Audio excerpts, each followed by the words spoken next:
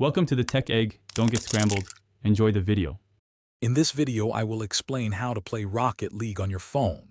First, you'll want to download the official mobile version from your device's App Store, whether it's the Apple App Store or Google Play.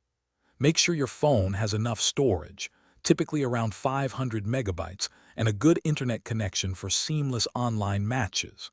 This mobile adaptation offers a fast-paced, 2-minute game experience, perfect for quick sessions on the go. It's designed to be accessible and fun for everyone. Mastering the controls is key to dominating the arena.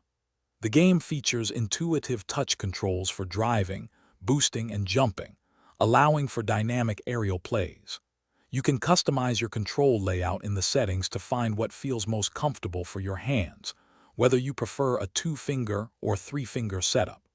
Spend some time in the tutorial and free play modes to get a feel for the physics and perfect your car control and shot accuracy. It takes practice, but you'll be scoring incredible goals. The mobile version offers exciting game modes to keep you engaged. You can jump into competitive 1 versus 1 or 2 versus 2 matches, testing your skills against players worldwide. There are also casual modes for a more relaxed experience. As you play, you'll earn experience points and complete daily and weekly challenges, unlocking a variety of cool customization items for your car.